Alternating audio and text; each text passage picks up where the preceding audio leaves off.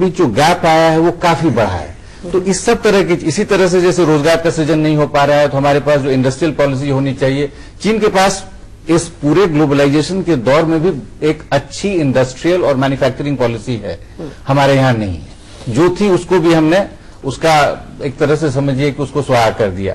तो ये जो सारी मूलभूत बातें हैं, नीतियों के ढांचे को लेकर पहले उसको देखना होगा।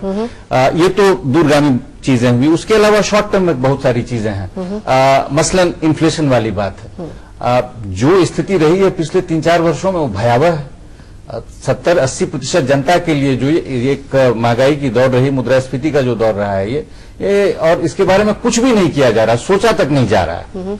इसी तरीके से जो शिक्षा, स्वास्थ्य, इस सब को लेके जो उसमें जो मूलभूत जो एक उसका आधार होना चाहिए, कैसे सुपरविजन वाली बात जैसे सक्सेना साहब ने कही, लेकिन उसके साथ साथ वो आपने कौन सा ढांचा खड़ा किया है, इस ढांचे के साथ क्या गुणवत्ता वाली शिक्षा या स्वास्थ्य का हम इंतजाम कर सकते हैं? मुझे नहीं लगता है ये सब हो सकता है। तो कहीं न कहीं एक फंडामेंटल रीथिंक जरूरी है। जो ये पूरा हमारा अप्रोच रहा है उसको लेकर करना जरूरी है। हाशिए पे हम कुछ कुछ करते रहते हैं, कुछ इंक्लूजन की बात कर देते हैं, कुछ स्कीम चला देते हैं, कुछ एक योजना चला देते हैं। उससे जो है वो जो हाशिए पे एक जो समस्या केंद्र में है उसको आप हाशिए पे डील करने का प्रयास कर रहे हैं, वो नहीं होगा। वेणु जी, जब हम बात करते हैं अपने अर्थव्यवस्था के फंडामेंटल्स की, तो हम कहते हैं कि हमारे फंडामेंटल्स मजबूत थे, इसीलिए हम मंदियों से भी लड़ पाए। लेकिन अभी जो चीजें हमें नजर आती है, खासतौर से जैसे अभी आपने भी कहा कि हमारा जो औद्योगिक उत्पादन है वो बड़ा सुस्त चल रहा है इस समय, इंडस्ट्रियलाइजेशन।